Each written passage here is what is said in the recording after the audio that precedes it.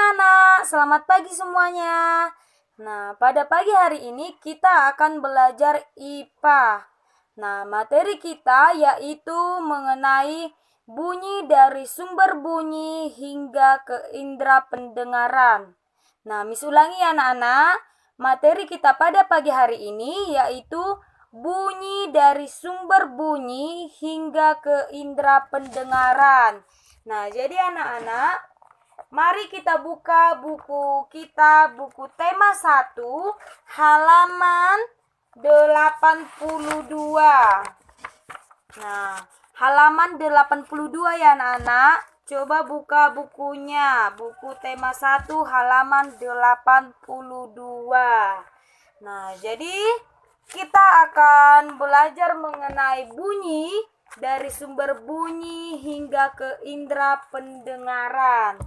Nah, jadi anak-anak, kita tahu bahwa Tuhan itu menciptakan kita begitu sempurna, di mana Tuhan memberikan telinga kepada kita sehingga kita dapat mendengar. Nah, jadi kita melalui telinga dapat mendengar suara-suara atau bunyi apapun.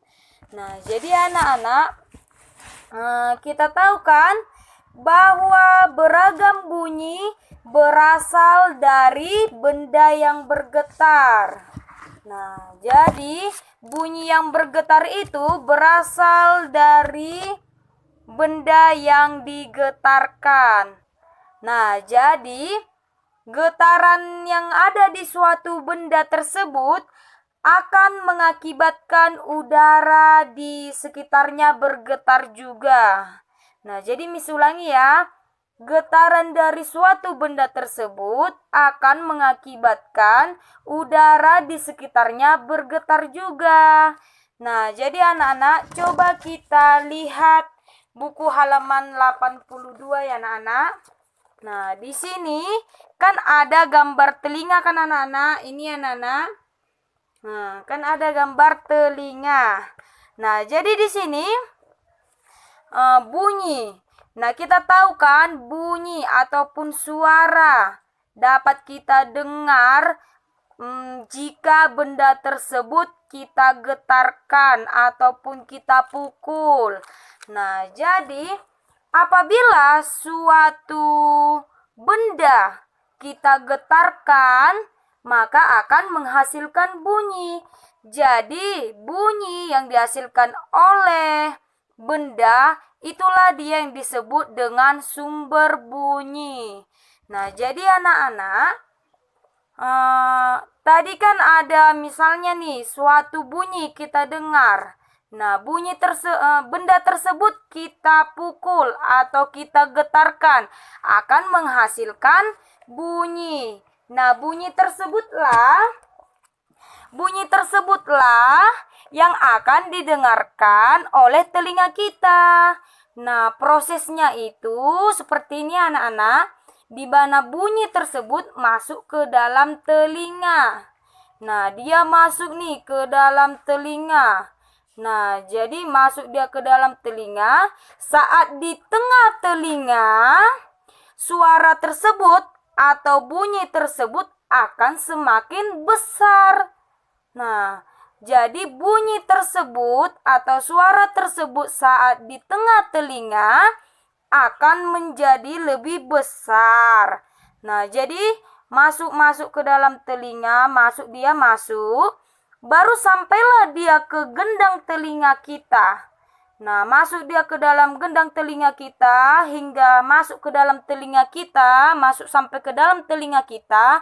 Nah, jadi bunyi tersebut itulah yang disebut dengan pesan atau sinyal listriknya. Nah, bunyi tersebut itulah yang disebut dengan pesan atau sinyal listriknya. Nah, masuk dia ke dalam gendang telinga kita atau ke dalam telinga kita. Sehingga saat masuk, dia akan masuk lagi ke dalam saraf pendengaran kita. Dia masuk ke dalam saraf pendengaran kita, didengarkan oleh saraf pendengaran kita, baru dia menuju ke otak kita. Nah, jadi otak kita ini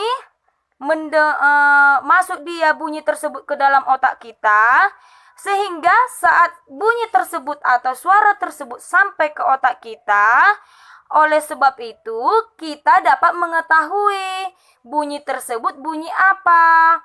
Nah, saat kita telah mendengarnya, oh, jadi itu suara gendang misalnya. Oh, jadi itu suara pintu. Oh, jadi itu suara si Tuti yang memanggil saya. Nah, jadi itulah dia tadi prosesnya anak-anak. Bunyi tersebut masuk ke dalam telinga. Nah, masuk ke dalam telinga. Saat di tengah telinga suara tersebut semakin besar. Nah, semakin besar. Nah, jadi bunyi tersebutlah dia yang disebut dengan pesan atau sinyal listrik masuk ke dalam hingga ke gendang telinga sampai ke dalam telinga, lalu dia menuju ke saraf pendengaran kita, masuk ke saraf pendengaran, baru menuju lagi dia ke otak. Nah, otak kita ini kan berpikir kan, untuk berpikir. Nah, masuk dia ke dalam otak, lalu berpikirlah kita. Oh, itu suara apa? Oh, itu suara gendang. Oh, itu suara piring yang jatuh. Nah, jadi saat sampai dia ke otak, kita proseslah dia, kita tahu bunyi tersebut bunyi apa. Nah, jadi itulah dia tadi, bunyi dari sumber bunyi hingga sampai ke indera pendengaran kita. Nah, jadi sampai di sini apa kalian semua paham anak-anak? Nah, jadi kalau kalian sudah paham, coba kita lihat buku kita halaman 80. Nah, halaman 80 ya anak-anak. Nah, ini anak-anak halaman 80. Nah, coba lihat ini. Di sini di manakah bunyi? Nah, di sini ada contoh sebuah percobaan. Nah, di sini anak-anak halaman 80 ada sebuah contoh percobaan. Nah, di mana tujuan percobaan ini yaitu mengidentifikasi sumber dan bunyi berasal. Nah, jadi tujuannya dia melakukan percobaan itu yaitu untuk mengidentifikasi sumber tersebut berasal dari mana. Nah, jadi dia di sini menggunakan alat musik tradisional. Nah, jadi yang digunakannya alat musik tradisional.